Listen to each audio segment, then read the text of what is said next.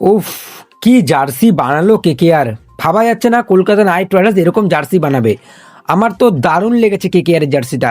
IPL ইতিহাসের সব থেকে সেরা জার্সি কিন্তু কলকাতা নাইট রাইডার্স বানালো, যেখানে সবাই এক্সপেক্ট করছিল যে একটু ব্ল্যাকিশ টাইপের, একটু পুরনো ওল্ড স্কুল টাইপের জার্সি করবে কলকাতা নাইট রাইডার্স। তবে কলকাতা নাইট রাইডার্স চেঞ্জ করেছে শুধুমাত্র গোল্ডেন স্ট্রাইপসটাকে একটু সরু করে দিয়ে কিন্তু একটু ঝিকিমিকি কালারের পার্পেল জার্সিতে কিন্তু কলকাতা নাইট রাইডার্স ফিরে এসছে। দুর্দান্ত একটা জার্সি লাগছে, একদম ঝকঝকে তকতকে পরিষ্কার কলকাতা নাইট রাইডার্সের জার্সি। আর সত্যি বলতে আমি হিউজ স্যাটিসফাইড, এই জার্সিটা দেখে আমি হিউজ স্যাটিসফাইড। তার কারণ কলকাতা নাইট রাইডার্স আইপিএল ইতিহাসের সব থেকে সেরা জার্সিটা বানিয়েছে। আমার তো দারুণ লেগেছে, আমার বিশ্বাস করো দুর্দান্ত লেগেছে। উপরে হোয়াইট কালারের স্পন্সরশিপ আর পার্পেল কালারের জার্সি, সাইড থেকে দুটো এরকম করে গোল্ডেন স্ট্রাইপ গেছে, যেটা কিন্তু আমার দারুণ লেগেছে। বাকি তোমরা যদি কলকাতা নাইট রাইডার্সের এই জার্সিটা কিনতে চাও, তোমরা অবশ্যই গুগলে গিয়ে সার্চ করতে পারো shop.kkr.in। সেই লিঙ্কে গিয়ে তোমরা কিন্তু অনায়াসে এই জার্সিগুলো কিনতে পারবে। যদিও নতুন বেরিয়েছে তাই দামটা একটু বেশি, এবং মার্কেটেও তোমরা এখন এই জার্সিটা পাবে না। সুতরাং তোমরা এই জার্সিটা কালেক্ট করে নাও। আমার তো ভাই দারুণ লেগেছে, একদম ঝকঝকে তকতকে কলকাতা নাইট রাইডার্সের নতুন জার্সি, একদম চুমু লেগেছে আমার। বাকি কলকাতা নাইট রাইডার্সকে নিয়ে একটু ছোট্ট করে আপডেট দেবো এই ভিডিওতে।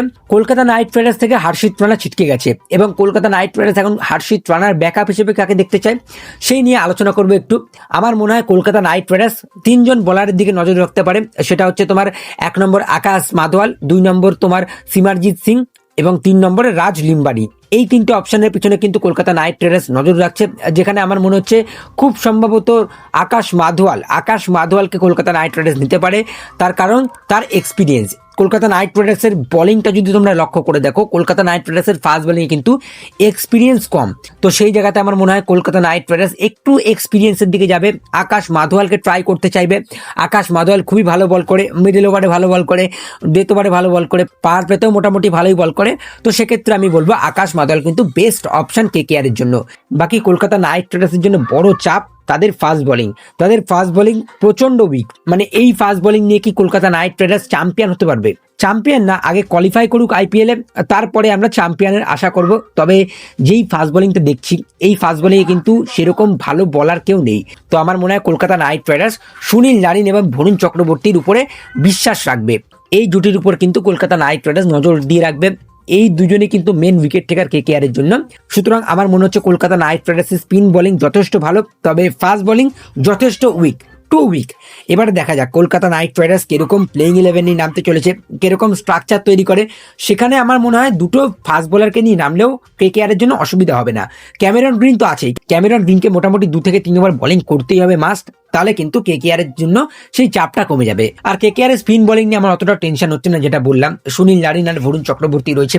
ব্যাটিংটাও মোটামুটি ভালোই রয়েছে। উপর থেকে তোমার team Seifert, Finn Allen, captain Ajinkya Rahane, Cameron Green এরা রয়েছে। মিডল অর্ডারে রিঙ্কু সিং, তেজস্বী সিং, রামানদীপ রয়েছে। তো সেই জায়গাতে আমার প্রেশার লাগছে না, আমার তো বেশ ভালোই লাগছে দলটা। বাকি তোমাদের কি মতামত থাকছে অবশ্যই জানিও।